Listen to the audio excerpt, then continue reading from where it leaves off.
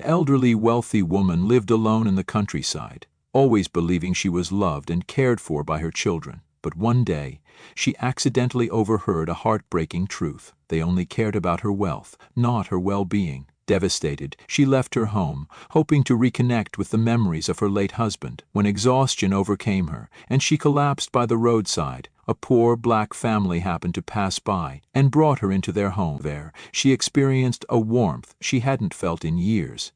And when she leaves, one family's life will be forever changed, and her own children will soon come to understand what they had truly lost.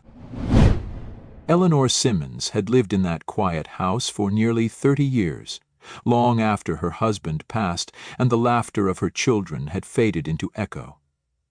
The house, with its creaky wooden floorboards and the ivy crawling along the brick walls, stood like a stubborn reminder of a time when warmth was abundant and holidays meant something more than lonely dinners reheated in a microwave. The oak tree outside the front porch had grown wild and proud over the years, just like her memories, tangled and heavy with time.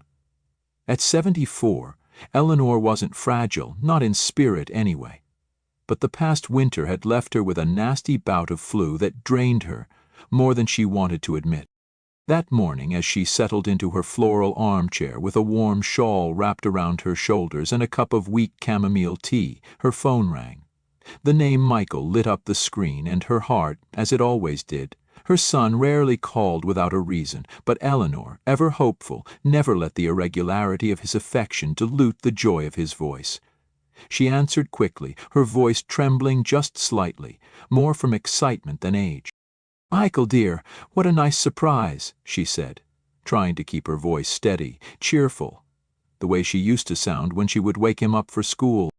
His voice on the other end was clear, perhaps a little too crisp, like he was walking while talking, or maybe half distracted, but he asked about her health, about whether she was eating well, if she needed anything. Eleanor's heart swelled. He remembered she had been sick. She smiled and reassured him she was fine, recovering, though her appetite hadn't fully returned. He responded with concerned tones and words that to her felt like the warmest blanket after a cold day. "I just wanted to check in, Ma," he said. "Been thinking about you." And in that moment, Eleanor believed him. She told him about the weather, the neighbor's new dog that wouldn't stop barking, and the way the daffodils were starting to bloom early this year. Michael laughed in the right places, made the usual aha sounds, and promised he'd call again soon. But then something happened. As she lowered the phone to hang up, she realized the call hadn't disconnected. She pulled the phone back up to her ear just as she heard his voice again, only now it was no longer directed at her. "She's still okay?" "Damn. I thought she'd be weaker by now." Eleanor froze. Her fingers stiffened around the phone. "Yeah," Michael continued. "Guess we'll have to wait longer to sell that land. And listen, make sure I'm the one calling her more often, okay? Don't want her getting any ideas about splitting it with Clara." There was a soft laugh, presumably from his wife, followed by the sound of dishes clinking in the background. Eleanor sat in silence, the blood draining from her face. Her lips parted slightly, but no words came out. The room felt colder, larger somehow, as if her very foundation had cracked and shifted under her feet. She stared at the window where the light filtered in, illuminating the dust particles dancing slowly in the stillness. All her life she had believed that love, especially a mother's, was a currency that returned interest. Not in money, but in care, in reverence. Now it seemed she had miscalculated, deeply. She placed the phone down on the table, slowly, with the care of someone handling a relic. The call finally ended with a soft beep, but the echo of those words lingered in her ears like a bitter melody. She sat motionless, staring at nothing, the tears not yet forming, because what she felt wasn't sadness. It was a deep, hollow astonishment, the kind that didn't let you cry right away. Not yet. She turned her eyes toward the mantel above the fireplace, where the family portrait still stood in a wooden frame. Michael, maybe 11 in the picture, with a lopsided grin and an arm slung around his younger sister Clara. Her husband, William, standing tall behind them with a hand on each child's shoulder. and Eleanor herself in the middle, smiling as if she had the whole world in that one captured second. She let out a slow breath and whispered into the quiet, "Was it all just a story I told myself?" Outside, the wind picked up, and the old oak tree creaked slightly, as if responding. Eleanor sat there for what must have been nearly an hour, her hands folded in her lap, her tea long since gone cold. The fireplace let out a soft groan as the last of the embers faded into ash, and still she didn't move. Didn't blink much. Just stared at the family portrait as though it might offer some explanation, some clarification that perhaps what she had heard wasn't what she thought it was. But she knew, deep down she knew. There was no mishearing the sharpness in Michael's voice, no misinterpreting the way he spoke of her, not as a mother but as an obstacle, a legal inconvenience standing in the way of his plans. She had always known he was ambitious, a bit too proud of his success in real estate, but she'd told herself that beneath all that he was still the boy who used to cry when he scraped his knee and run to her arms. The boy who once gave her a crooked ceramic ashtray for Mother's Day, painted unevenly but with all the sincerity in the world. What she heard today shattered whatever remained of that illusion. Her mind, still reeling, was suddenly pulled back by the trill of her phone again. She glanced down. Clara. Her daughter. Eleanor hesitated, her finger hovering above the screen. Her heart didn't quite have the strength to be broken twice in one morning, but instinct took over. She answered. "Hi, Mama," Clara's voice came through, light and kind as always. "I was just thinking about you. I know you've been a little under the weather. How are you feeling today?" The warmth in Clara's tone was familiar, and for a fleeting moment Eleanor clung to it like a lifeline. She replied gently, carefully masking the bruises left by the earlier call. She spoke of her recovery, of the new novel she'd started, of how the wind had knocked over one of her flower pots, but she managed to replant the geraniums. Clara listened, offered laughter and sympathy in all the right places, but then, just as Eleanor began to relax, her daughter's voice shifted ever so slightly. "Mama, have you ever thought about coming up to the city to live with me? I mean, you're all alone out there. I could take care of you, really take care of you, and I was thinking, maybe we could sell the old land. I know it means a lot to you, but with that money we could buy something nice up here. I could finally have a guest room just for you." Eleanor's fingers tightened around the armrest of her chair. She closed her eyes, not in anger, but in quiet disbelief. She had always prided herself on raising children who were kind, who were thoughtful, but now, it seemed, both of them had somehow grown into people who saw her not as a mother, but as a stepping stone, a means to an end. It wasn't about her well-being. It was about convenience, about money, about securing their futures under the guise of familial. She offered Clara a soft thank you, told her she would think about it, and ended the call soon after with an excuse about needing to rest. Then she sat in the quiet again, the kind of quiet that wraps itself around your heart like cold hands. The sun had shifted, casting a golden glow on the hardwood floor. The same floor where years ago Michael and Clara had once laid out crayons and coloring books, arguing over who got the blue. She could still hear their laughter if she listened hard enough. It was faint, buried beneath the weight of years and change and disappointment, but it was there, like a song she hadn't heard in a long time. She stood slowly, her joints aching with the movement, and walked to the mantel. Her husband's photograph sat in the center, the glass smudged with dust. She picked it up, brushing it clean with the sleeve of her cardigan. William had been gone for nearly a decade, but his eyes in that picture still looked at her with the same gentle certainty she had fallen in love with. She whispered to him, almost ashamed, "They don't see me, Will. Not really. They see what I have. They think—" Her voice cracked, but she held back the tears. Crying wouldn't change the truth. Crying wouldn't bring back the days when her children's affection was pure and uncalculated. No, if she wanted peace, if she wanted to feel something again that wasn't this sharp loneliness masquerading as routine, she would have to find it elsewhere. That night, Eleanor didn't sleep much. She packed a small suitcase, just the essentials, clothes for a few days, her journal, a scarf William had given her once during a trip to the lake. and she wrote a brief note, leaving it on the kitchen table in her careful handwriting. "I'm safe. I need a little time away. Don't worry." By morning, the house was quiet again, but this time not empty. There was a shift in the air, a quiet determination that hadn't existed before.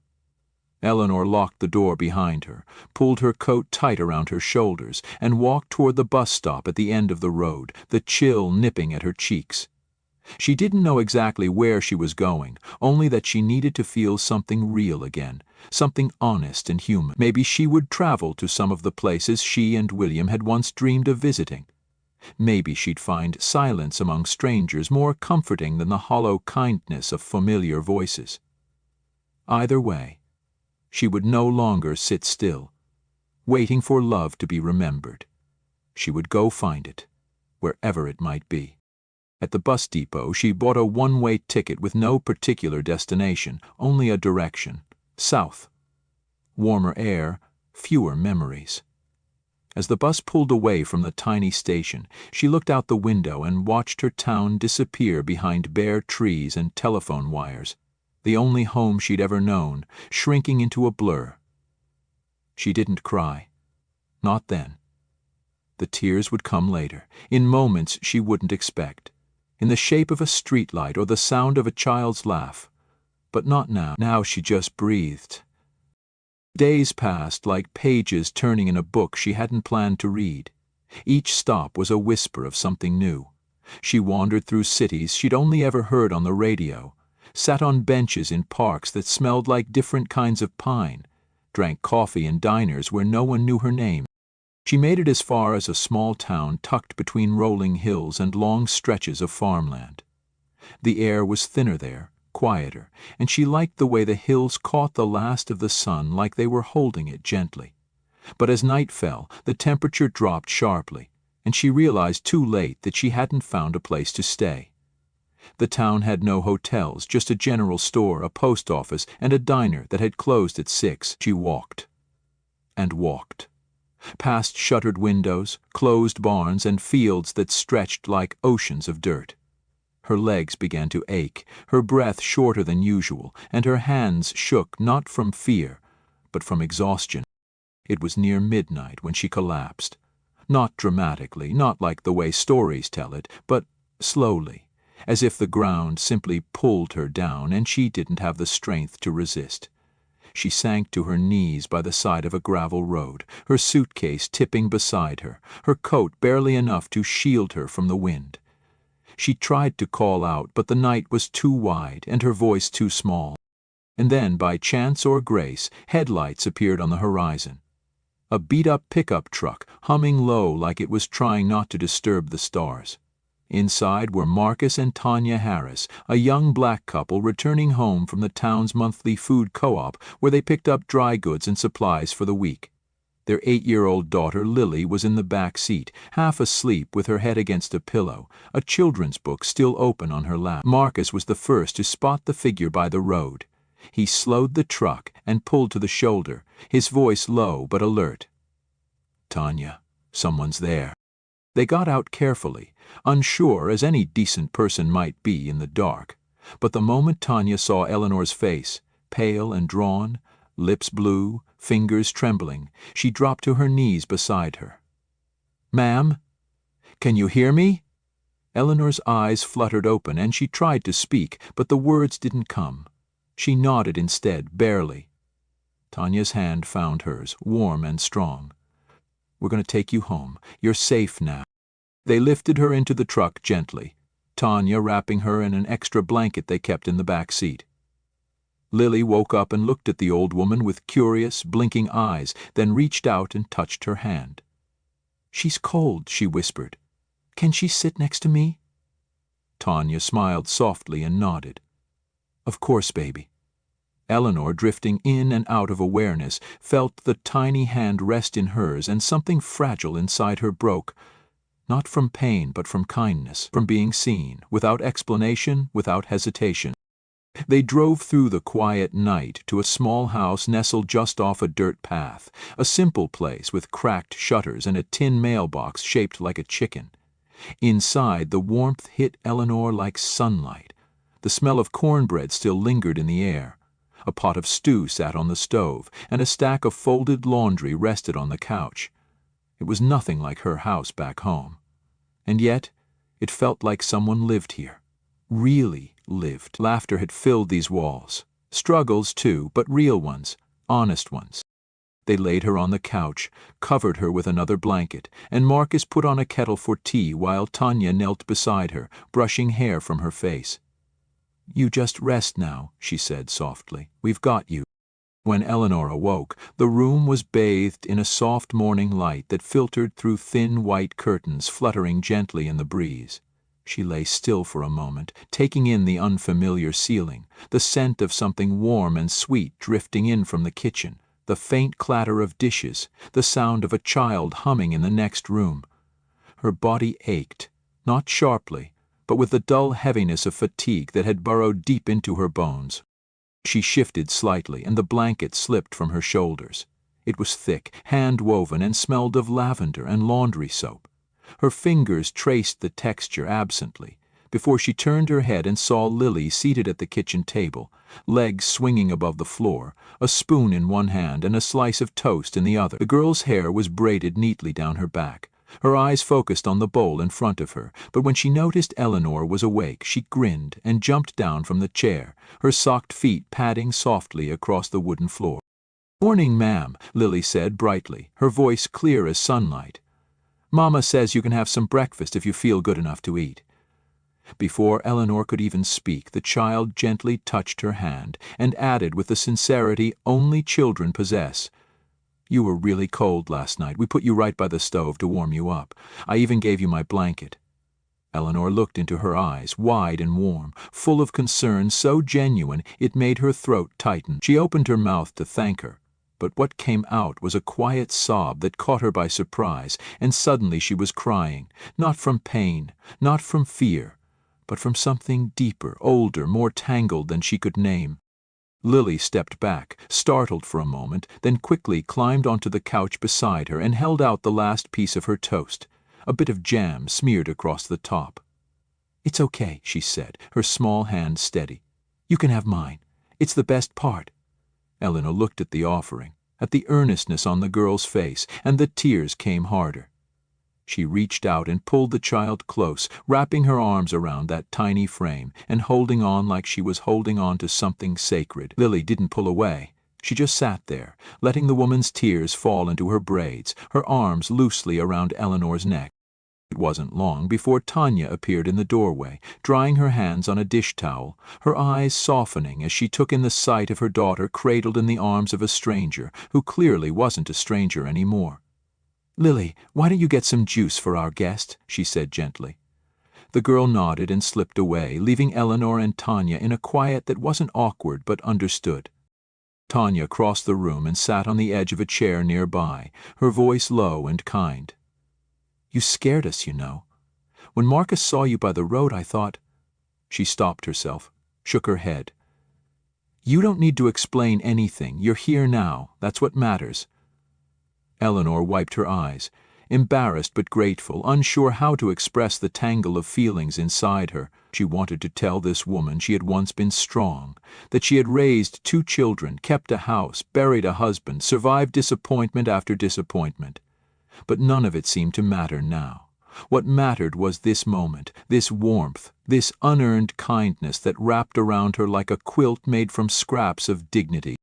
Later that morning, Marcus came in from the back with a basket of fresh eggs and a grin that made his whole face brighten. "Hope you like omelets," he said. "Tanya's the queen of breakfast when we've got a guest." He didn't ask who she was or where she'd come from. He just welcomed her, poured her coffee, and offered her a chair at the table like she was family who'd always had a place there. The kitchen was small but full of life. Jars of spices lined the open shelves, a radio hummed low in the background, and the table, though nicked and worn, was laid with care. A chipped plate held warm biscuits. A bowl of fruit sat in the center, bruised apples and firm oranges piled together. And in the midst of it all, laughter. Easy, frequent, shared between Marcus and Tanya, between Tanya and Lily, and eventually, as the hours passed, even between Eleanor and the others. That afternoon, while Lily was outside drawing in the dirt with a stick, Eleanor sat on the porch with Tanya, watching the girl trace patterns under the sun. They sipped tea and said little, but after a while Eleanor spoke, softly, slowly, as though releasing each word cost something precious. She told her about the house, about the children who called when they remembered, about the call she wasn't meant to hear, and the quiet heartbreak that followed. Tanya listened without interrupting, her eyes fixed on the horizon as if what Eleanor said needed room to stretch out and breathe. When she finished, Eleanor looked away, ashamed of how long she'd held it in, how foolish she felt for still loving people who'd stopped loving her back. But Tanya didn't judge. She just reached over and gently placed her hand on Eleanor's and said, "You are not alone. Not today." That night they shared stew by lamplight. Lily insisted on saying grace, her small hands clasped tightly as she prayed for the woman on their couch to feel better, to feel loved. And when she finished, she looked at Eleanor with a smile and said, "You can be my grandma if you want. I never had one." Eleanor didn't answer. She couldn't. Her voice had gone somewhere too deep to reach, but the look in her eyes, the way she reached across the table and held Lily's hand, said everything that needed saying. She stayed. One day turned into two, and then into a week. The days were simple but full, helping Tanya hang laundry, shelling peas with Lily, listening to Marcus hum old songs as he repaired the porch steps. She had no television, no schedule, no expectations. But she had warmth. She had kindness. She had something that felt like home. And though she knew this could not last forever, she let herself sink into it like a tired soul finally finding water in the desert. Because sometimes all a heart needs is to be reminded that it still has the capacity to be seen, and that somewhere, even in the quietest corner of the world, someone still believes it's worth the effort to care. As the weeks passed, Eleanor began to sleep deeper. Her dreams no longer carried the ache of what had been lost, but were filled instead with the scent of cornbread, the echo of Lily's laughter, the warmth of Marcus's hand resting lightly on her shoulder as he poured her coffee each morning. They spoke sometimes of their own parents, all long gone, and how they'd raised themselves more than they'd been raised by anyone else. "We didn't grow up with much," Marcus said one evening as they sat on the porch, stars spreading like freckles across the dark sky. "But we always knew we were loved. That's what we try to give Lily. Not things. Just love that doesn't get taken away." Eleanor listened, hands wrapped around a chipped mug of tea, and felt something in her chest stretch wider, as if a door had been closed so long she'd forgotten it was there. 2 months passed. She knew she couldn't stay forever. Her body, though steadied by the peace she had found, was still growing tired. She didn't say goodbye when she left. She kissed Lily on the forehead, squeezed Tanya's hand, hugged Marcus tight, and said only, "You've given me more than I can ever repay." And when Tanya tried to speak, Eleanor simply shook her head and smiled, the way one might when language fails to hold the fullness of a heart finally at peace. Then she walked down the same dirt road she had arrived on, suitcase in hand, but this time her steps were steadier, her spine straighter, and her soul no longer searching for something she didn't believe existed, because now she knew. Kindness, the kind that expected nothing in return, still lived in this world. And for a woman who had nearly lost hope, that was everything. 1 year later, on a mild September afternoon, the Harris family returned home after a long day at the community market, their car filled with jars of preserves, homemade candles, and a small bag of Lily's favorite sweet corn taffy. The sun was beginning to dip behind the trees, casting a soft golden hue across their porch steps, when Lily noticed the parcel, propped neatly against the front door. It was wrapped in simple brown paper, no return address, just a single white envelope taped to the front with 3 names handwritten in careful script: Marcus, Tanya, and Lily. Tanya picked it up gently, curiosity flickering in her chest. Inside the envelope was a letter. folded twice, the edges worn ever so slightly. She opened it slowly, and her breath caught when she recognized the handwriting. Eleanor, my dear Marcus, Tanya, and Lily, I hope this letter finds you well, and your days have continued to be filled with the kind of love and warmth that you so freely gave to me. I've thought of you often, more than often, really. Not a day goes by without a memory of Lily's laughter, or Tanya's gentle voice, or Marcus humming while stirring his coffee. The time I spent with your family gave me something I hadn't known I was missing. The sense that I could still be part of something true, that I could still be seen, not out of obligation or pity, but because I mattered to someone again. You may not have realized it, but those quiet mornings, those dinners around the table, even the smallest gestures, they reach deeper than you know. In your home, I didn't feel like a guest. I felt like I belonged. For that, I'll never stop being grateful. Enclosed is a small gift. Please use it however you see fit, whether it's for Lily's school, fixing up the house, or just a rainy day cushion. It's not payment, it's thanks. From my heart to yours. Thank you for showing me that kindness still exists in this world, and that even at the end of one road, it's possible to find another path worth walking. With all my love, Eleanor. No mention of goodbye. No mention of finality, just warmth, gratitude, and the kind of stillness that makes a person pause longer than they expect. Marcus read it twice, then passed it silently to Tanya, who placed a hand on her heart and whispered. She remembered. Lily held the envelope close, then looked up and asked, "Can I write her back?" And no one quite knew how to answer, so Marcus simply nodded and said, "Of course you can, sweetheart." The envelope beneath the letter was thick. When they opened it, their hands trembled. Inside were several bundles of cash, neatly arranged, along with a separate note marked, "For Lily's future." They sat together for a long time that evening, surrounded by the scent of supper on the stove and the soft hum of the crickets outside, not speaking much, just sitting in the quiet, knowing that someone had loved them deeply enough to leave a piece of herself behind. But somewhere else, a different truth lived. At the edge of the small cemetery just beyond the ridge, near where Eleanor had once returned after her time with the Harris family, a modest headstone now rested beneath the shade of an old oak tree. It bore her name, her birth and death dates, and nothing more than a single line. She found peace in kindness. In the months after she had left, Eleanor had returned home, quiet and resolved. She sold her house without ceremony, parted with the things she no longer needed, and gave half of the proceeds to a local children's foundation. Anonymous, just as she wanted. The other half she had set aside for the family, who had reminded her she was still worth loving. No one knew the details except the notary and the nurse who had held her hand during her final days at the hospice clinic just outside her hometown. She had asked for no funeral, no announcement. "They'll know in their own time," she had said gently, eyes gazing toward the window where the sun was dipping low, just like it had that night on the Harris porch. And in another town, days or perhaps weeks later, David and Laura stood in the empty shell of their childhood home, the silence louder than they'd expected. The house had been sold, the rooms bare, only a single envelope left on the fireplace mantel, with both their names written in Eleanor's careful script. Inside, no inheritance waited, only a letter. No anger, no scolding, just the truth, written with the same grace she had always shown them.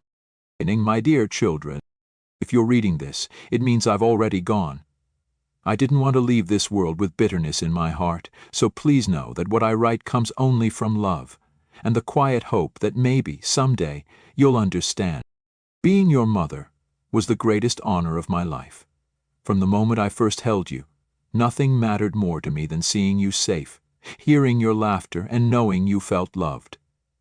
I never needed grand gestures or perfect words, only the small moments, the ones you can't plan, the ones that say, 'I'm here,' without needing to be said. As the years passed and our visits grew fewer, I told myself you were busy, building lives of your own, and I was proud of that, but there were nights, more than I can count, when I sat at the window listening for a voice or a knock, or even just the sound of my name spoken softly down the line. I never stopped waiting. I don't write this to make you feel guilty. I write it so you'll remember. Love is not measured in what we say when it's convenient, but in how we choose to show up when it isn't.